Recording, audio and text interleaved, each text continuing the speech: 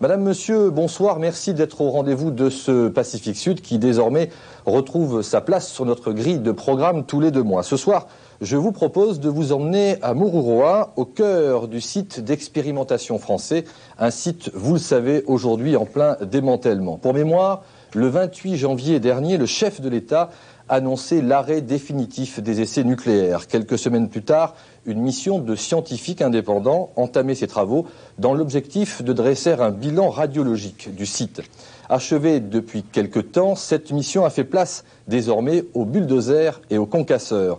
Une opération délicate, spectaculaire, qui ne laisse pas les observateurs que nous sommes sans question. Une équipe de RFO a pu en exclusivité suivre et filmer quelques-unes des étapes importantes de ce démantèlement. Un symbole fort qui met un terme à 30 ans d'expérimentation. Mururoa, le démantèlement, un reportage de Paul Arnaud, Jean-Paul Dunant et Théva Pambrin. 8, 7, 6, 5, 4, 3, 2, 1, TRC. Aujourd'hui, c'est une grande peine qui naît dans le cœur de chacun des travailleurs.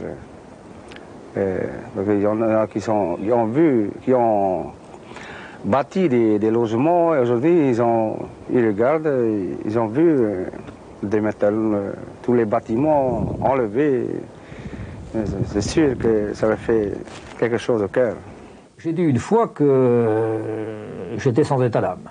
J'avais reçu une mission, je l'exécuterai, c'est clair. Mais l'homme n'est pas seulement le militaire, il a aussi un cœur, une âme et des sentiments. J'ai donc à la fois un sentiment de fierté pour tout ce que la France a réussi ici, et puis un sentiment de tristesse de voir se terminer une aventure. Nous avons tous un pincement au cœur. Et parce que bon, nous avons vécu sur ce site une aventure formidable, et notre nouveau moyen, notre nouveau champ de tir, eh bien, ça va être tout simplement un laser mégajoule qui ne nous apportera pas à nous, hommes de chantier, les mêmes sensations qu'a pu nous apporter le site de Mururoa. Mururoa, janvier 96. Le Café de Paris est en effervescence. Le Café de Paris, c'est le hall de montage et de réglage du conteneur de tir. Physiciens, électroniciens, informaticiens procèdent à l'assemblage mécanique de Xutos. Le 6e tir d'une série de 7 à 8 essais annoncés par le président de la République. Cette expérimentation, à l'instar de Plutos et Epitos, est une nouvelle étape pour garantir dans le futur la sûreté et la fiabilité des armes. Personne ici, personne à Mururoa ne se doute que le puissant Xutos marquera la fin de l'ère nucléaire en Polynésie française, le démantèlement du site.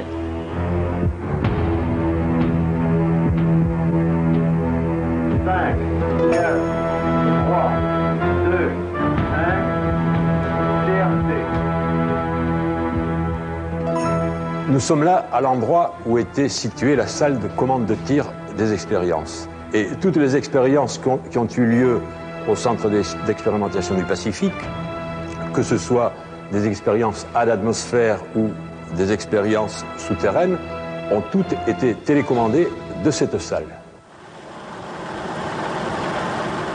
Autre élément significatif d'une fin proche, le départ progressif des barges. Dès le mois d'août, 4 d'entre elles, munies d'un certificat radiologique de bonne santé, sont enlevées par les Australiens. Ironie de l'histoire, les plus fervents opposants aux essais nucléaires dans le Pacifique Sud acquièrent notamment la barge d'enregistrement des mesures, mais aussi Tila, la plus ancienne plateforme du site. À son actif, des centaines de trous destinés à glisser les containers. Tila, dans sa nouvelle vie, prospectera l'or dans les rivières aux alentours de Canberra.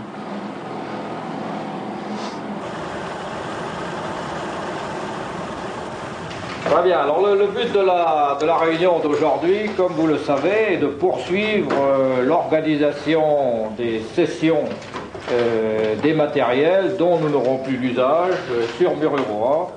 Des priorités ont été établies dans la cession des matériels. D'abord, les armées stationnées en Polynésie française, la gendarmerie, les services du Haut-Commissariat de la République, puis le territoire, les communes et les associations.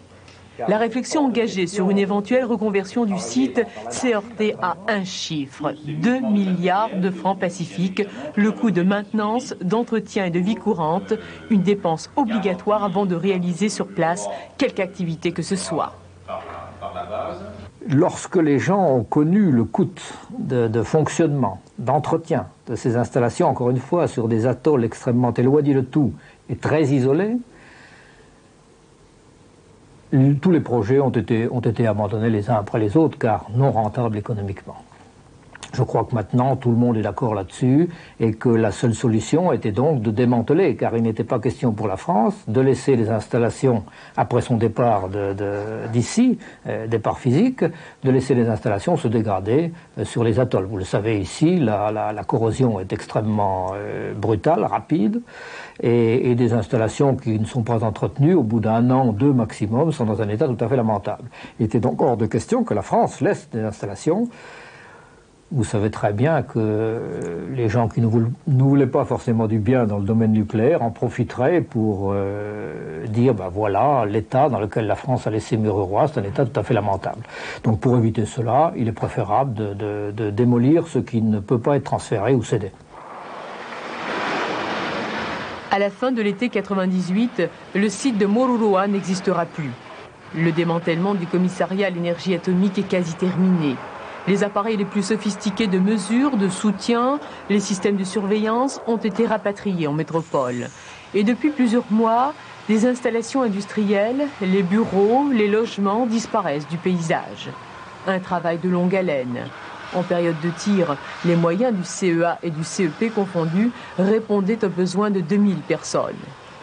Ordre est donné aujourd'hui de détruire tout ce qui n'est pas transportable.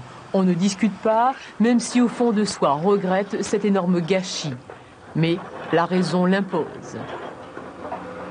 Dans moins de 6 mois, le CEA rendra les clés, puis le CEP fermera les portes. Les personnels expatriés commencent à regagner le continent et les Polynésiens s'apprêtent à rejoindre Tahiti, non sans une certaine appréhension, mais avec le sentiment d'avoir pu réaliser des projets grâce aux primes plus élevées accordées à Mururoa. Il y a certains qui ont réussi dans la vie à acheter des terrains, construire des maisons ou acheter des bateaux. Mais d'autres, ils commencent juste à s'installer pour le terrain, la maison. Mais comme la nouvelle est un peu dure, tout le monde doit partir. Vous imaginez comment votre nouvelle vie à Tahiti? Ah, c'est sûr, tout va changer. Tout va changer parce que on doit se lever tôt le matin et pendant le soir ou le week-end donner un coup de main à madame, s'occuper des enfants et des voitures, de la cour. C'est vrai, c'est notre vie. Un nouveau souci? Ah, c'est pas un nouveau souci, c'est un souci qu'on a laissé, qu'on doit reprendre dans la vie familiale.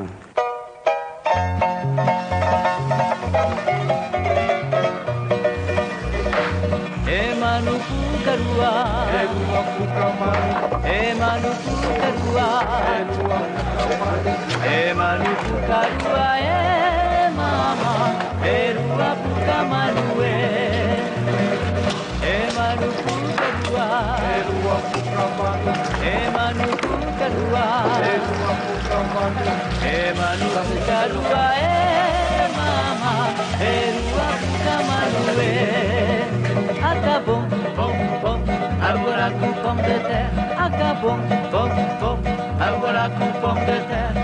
Acabou, mama, agora com pão de terra. Les personnels de recrutement local savent depuis plusieurs mois sur quel pied danser. Les autorités leur garantissent un emploi. Après 15, 20, 25 ans de site, ils se préparent donc à entrer dans l'après-CEP. Date butoir, juin 97. Au fil du plan de reconversion mis en place par la Défense et le Commissariat à l'énergie atomique, les effectifs s'amenuisent. Certains ont opté pour le départ volontaire, avec à la clé une prime et une formation leur permettant d'envisager un nouvel avenir professionnel dans leur île natale ou à Tahiti. D'autres, les plus nombreux, rejoignent les forces de souveraineté ou les services de l'État en Polynésie française. Les employés des entreprises privées implantées à Moruroa voient d'un autre œil la fermeture du centre d'expérimentation du Pacifique. Ils viendront grossir à Tahiti les effectifs de leurs sociétés respectives, mais pour combien de temps? Le spectre du chômage plane sur leur avenir.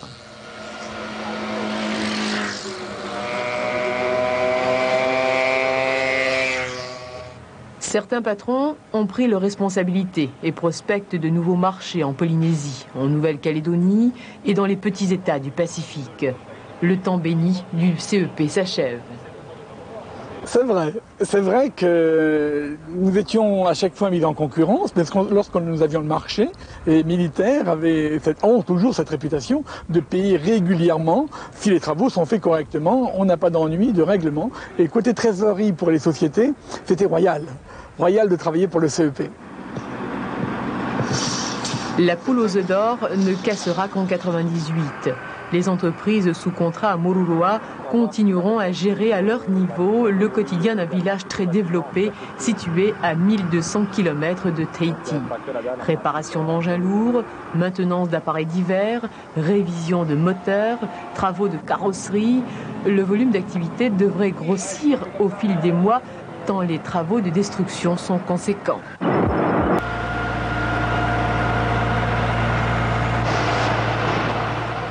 Pour mener à bien le démontage et la destruction, le CEP s'est doté d'une presse à ferraille. Elle broie chaque jour des tonnes de matériel. De la voiture au magnéto, de la console de tir au simple bureau, rien n'échappe à la pignolette si le produit est jugé inutilisable, non transportable ou comme cette voiture réformée, car ne répondant plus aux normes de sécurité exigées par l'armée. Et sous l'œil attentif du coq, les déchets métalliques s'accumulent. Ils devraient atteindre plusieurs milliers de tonnes d'ici 98. La direction des centres nucléaires annonce déjà des mesures concernant le traitement de l'ensemble des déchets. Il y a les parpaings ou le béton. Ça, c'est pas très compliqué parce qu'il est démonté sur place, détruit sur place, et puis concassé et répandu, étalé, régalé, selon le terme technique, sur les emplacements. Et le béton est à base de corail, si vous voulez, c'est du corail qu'on régale en quelque sorte. Hein, et ensuite, on replantera sur les zones concernées. Les ferrailles, c'est un peu plus compliqué. Nous sommes en tractation ou en recherche de ferrailleurs qui pourraient être intéressés par cette masse assez importante de ferraille. Mais il faut naturellement trouver des entreprises qui ont les reins suffisamment solides pour amener des bateaux ici, venir les chercher et puis extraire ces déchets métalliques de la Polynésie française. Ce que nous voulons éviter, c'est naturellement de se retrouver avec une masse de ferraille sur les quais de Papeete, et c'est évident que c'est impensable. Donc les tractations se poursuivent. Moi, j'ai bon espoir qu'on trouve des ferrailleurs pour évacuer tout ça. Les tractations seraient d'ailleurs sur le point de se concrétiser, un marché important à l'échelle du Grand Pacifique. Si ce n'était le cas, l'ultime solution consisterait à immerger les ferrailles dans des fosses par 3000 mètres de fond.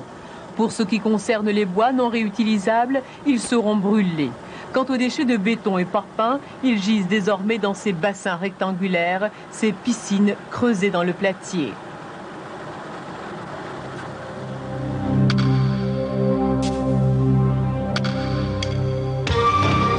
Après plus de 200 tirs réalisés à Moruroa et Fangataufa, le commissariat à l'énergie atomique maintient fermement qu'aucun déchet radioactif ne pollue la zone. On ne voit pas pourquoi il existerait des déchets nucléaires lorsqu'on réalise des expériences souterraines, en particulier des expériences nucléaires souterraines. il n'y a pas de déchets nucléaires à Mururoa si ce n'est dans les cavités de tir. Avez-vous l'impression que le CEA fait du bon travail et du travail surtout propre? Le CEA peut être satisfait du travail qu'il a fait à Mururoa dans la mesure où toutes les expériences qu'elle a été amenée à réaliser sur ce site ont toutes été réussies et ont permis à la France de se doter d'une force de dissuasion nucléaire. Alors, est-ce que ce travail a été propre? Je répondrai sans hésitation oui, dans la mesure où le CEA a pris toutes les précautions lors de ces expériences, en particulier les expériences souterraines, pour protéger l'environnement.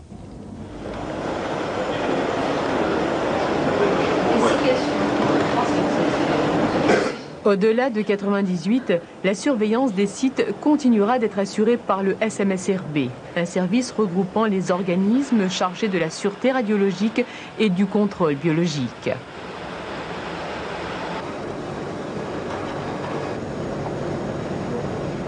C'est ce laboratoire qui, au mois de juillet dernier, a servi de base à la mission de l'AIEA, l'Agence internationale pour l'énergie atomique.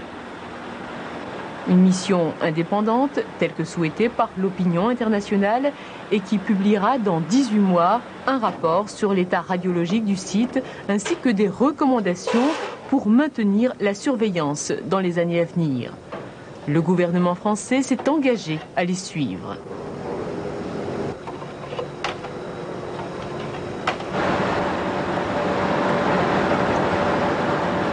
En attendant, le SMSRB a déjà prévu ses méthodes de surveillance. Chaque année, une campagne de prélèvement sera effectuée au niveau des végétaux terrestres, des sédiments et de la chaîne trophique des produits biologiques de la mer, des algues jusqu'aux poissons.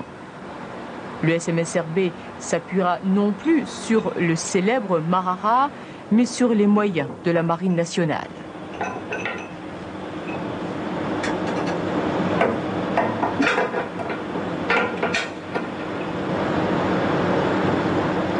La surveillance du milieu physique s'exercera en deux temps. En temps réel tout d'abord. Des sondes vont ainsi mesurer la radioactivité radiante de l'air avec une transmission directe par liaison satellite au laboratoire central de Montlhéry. Puis une surveillance différée par des prélèvements sur 24 heures des aérosols atmosphériques sur filtre envoyés en métropole pour analyse.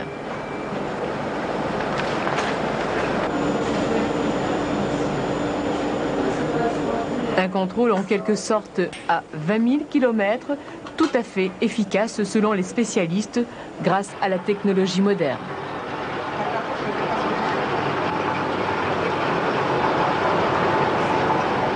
Cela ne pose pas de problème compte tenu de la faiblesse des niveaux de radioactivité que l'on peut observer en Polynésie et surtout de leur absence de variabilité au fil du temps.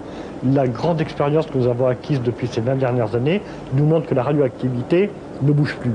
Elle est quasiment à un niveau, nous appelons ça à la limite de détectabilité de nos appareils, et au fil des années, elle ne bouge pas. Donc nous pouvons parfaitement faire ces campagnes annuelles. C'est d'ailleurs en fait ce qui est déjà réalisé, car nous prélevons sur quelques mois, et ensuite nous mettons tout le reste de l'année à analyser ces échantillons. Il faut bien savoir qu'une mesure peut quelquefois durer des dizaines d'heures, rien que pour un échantillon, pour atteindre les niveaux auxquels nous sommes contraints actuellement.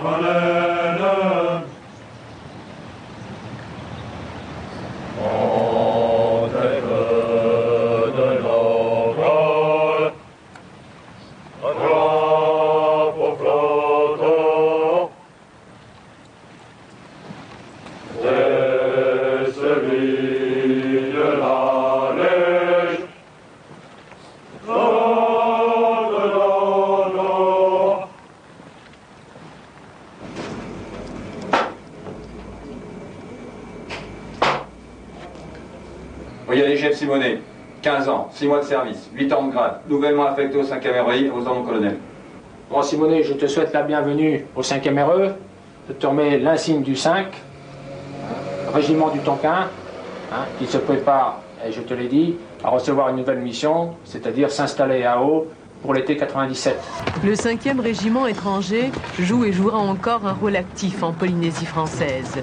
Après avoir construit, édifié le centre d'expérimentation du Pacifique, après avoir assuré le soutien de la base interarmée des sites, il reviendra à une section du 5e régiment étranger, soit une trentaine d'hommes, d'en assurer le gardiennage. Il ne faut pas voir un légionnaire en terrain avec une arme au pied de la piste. C'est une présence militaire telle qu'elle est définie, comme certains éléments que nous avons dans les îles Éparses ou dans le canal du Mozambique. Juan Nova, Bassassa India ou les Glorieuses, c'est-à-dire un détachement militaire pour assurer la représentativité de l'État français en Polynésie française. Et ici, en 98, à Mururoa, lorsqu'il n'y aura plus de CEP. Débarquez avec les sacs. Le drapeau du 5e régiment étranger ne quittera Mururoa qu'à la fermeture des sites. Le changement de base n'affectera en rien les missions de la Légion qui poursuivra entre autres ses chantiers de coopération sur l'ensemble de la Polynésie. Les premières sections ont déjà pris la direction de Hao, où des quartiers devront être implantés pour loger 200 hommes. Les infrastructures suivent, embarcations, baraquements, voitures, des centaines de tonnes de matériel destiné à développer la base interarmée de Hao.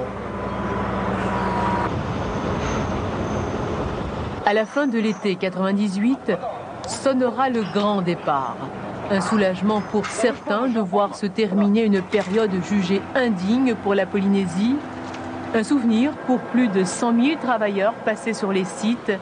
Et pour tous, un nouveau défi à relever, celui de l'après-CEP. Allez, descends.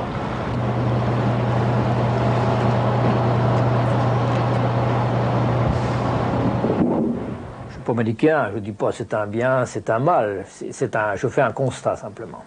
Je crois que le CEP, les activités du CEP, les activités économiques entraînées par la présence du CEP ont permis un développement économique important de la Polynésie française. La Polynésie française a maintenant une production intérieure brute extrêmement importante, un niveau de vie extrêmement intéressant. À cet égard, je crois que c'est un bien. Ça pourrait devenir un mal si, après le CEP, la compensation financière qui vient d'être accordée par la France au territoire, par le biais de la convention signée en juillet dernier, ne permettait pas un développement économique hors CEP. 10 ans, c'est la période sur laquelle l'État s'est engagé à maintenir au bénéfice de la Polynésie française les flux financiers qui résultaient de l'activité du Centre d'expérimentation du Pacifique. Niveau de référence, 18 milliards de francs pacifiques annuels. La Polynésie devrait, avant décembre 1996, établir un programme pour son avenir économique et social. Une stratégie de reconversion dans le but de développer un meilleur équilibre social et de nouvelles activités créatrices d'emplois.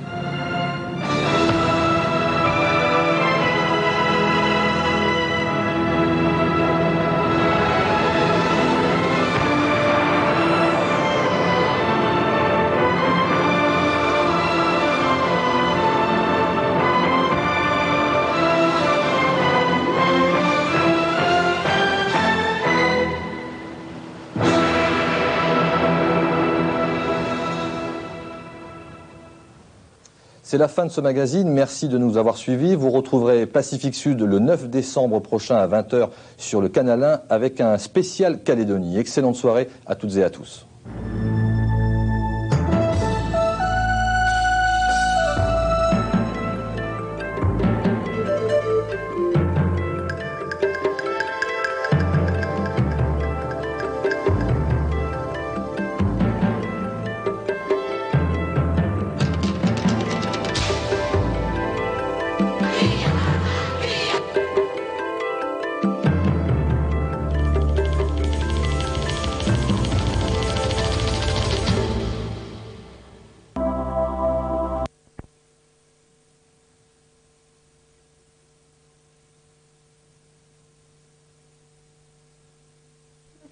confirme, pas de radiation dangereuse à Moruroa où se déroulent les derniers travaux de démantèlement.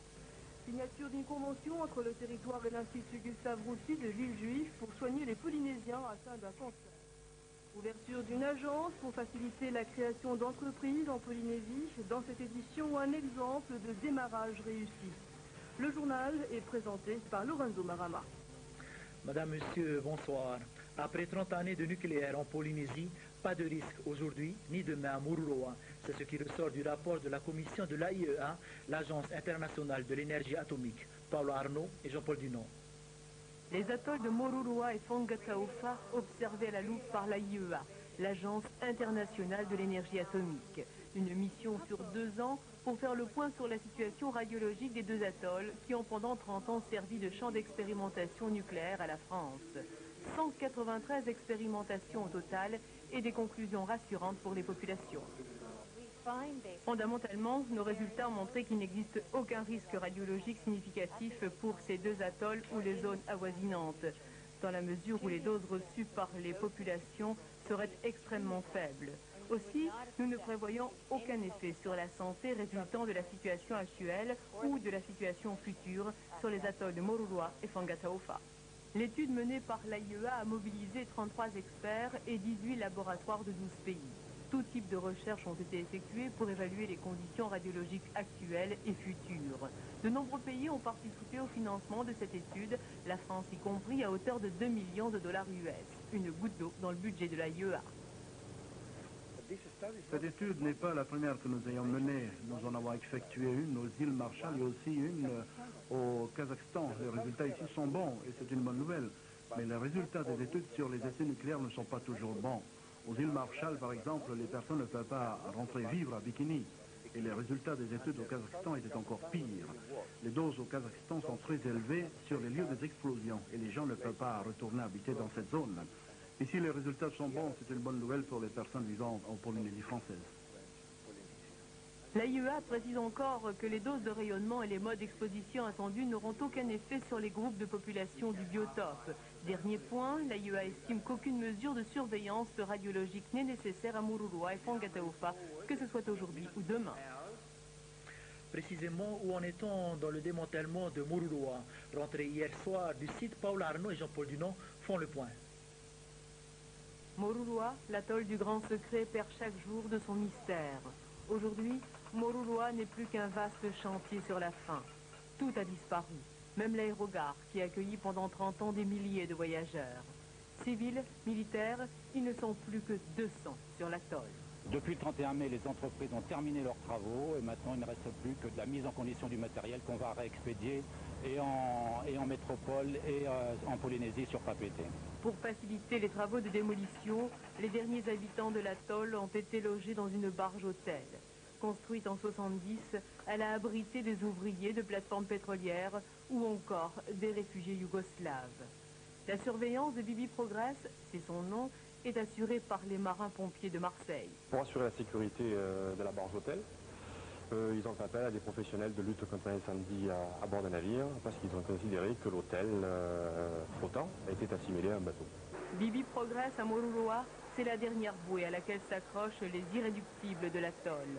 La dernière étape d'une vie organisée qu'ils ont appréciée pendant 12, 24, voire 32 ans. On est triste d'avoir de partir, mais obligé de partir, parce que là c'est terminé. Je me dis c'est la fin d'une affaire, quoi. C'est la fin d'une campagne, peut-être pas d'une vie pour moi, si, parce que je veux simplement partir à la retraite après. Bon, reprendre une vie à Papeete, ça va être extraordinaire. Tout le monde est très triste. Hein. Disons, c'est notre deuxième pays, Moruroa. Je dirais bien Moruroa, mon amour. Voilà. Une dernière larme, un dernier regard sur cet atoll adoré par certains, haï par d'autres, mais qui n'aura jamais laissé quiconque indifférent. Demain, la nature y reprendra ses droits. La Polynésie renforce ses relations avec l'Institut Gustave Roussy. Le centre anticancéreux de Villejuif a signé hier matin à Paris une convention avec le territoire. Elle devrait permettre aux Polynésiens atteints du cancer d'être soignés avec encore plus d'efficacité. Tous ceux qui le souhaitent pourront être suivis dans ce centre, un des meilleurs en Europe. Cette collaboration va permettre d'améliorer les diagnostics et les traitements pour les malades. Gaston Floss et le ministre de la Santé du territoire ont visité ce matin les installations du centre anticancéreux de Villejuif.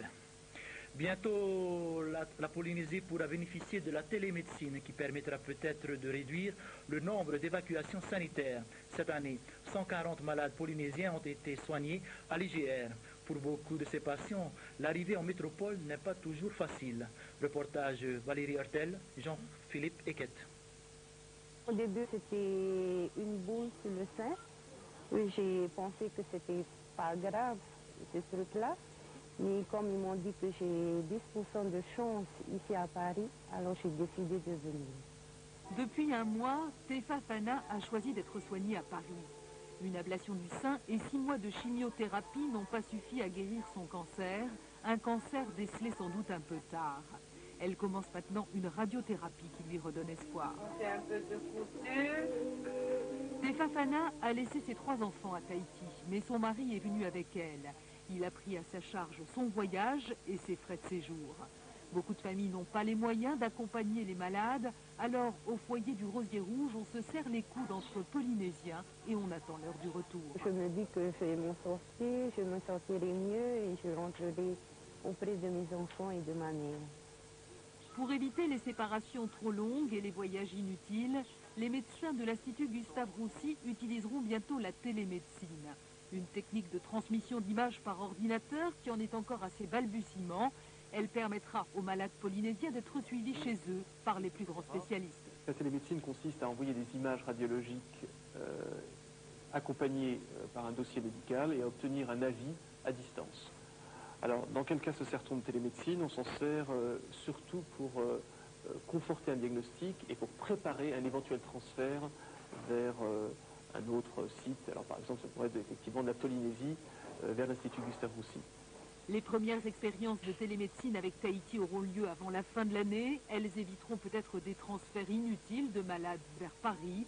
Cette nouvelle technique est en tout cas rassurante pour les patients comme Tefa Fana. La plupart seront bientôt sûrs de bénéficier du meilleur diagnostic et du traitement le plus efficace. Pour ou contre l'instauration du tiers payant médecin ou du tiers payant dentiste, le Conseil économique, social et culturel a donné samedi dernier un avis favorable à cette nouvelle formule, sous couvert bien sûr de convention. Un avis qui n'est pas contesté par les personnes questionnées sur ce sujet. Je suis pour, et c'est moins cher pour moi, je paye juste la petite moitié. Moi je suis pour, et ça avantage la personne qui vient voir le médecin et tout ça.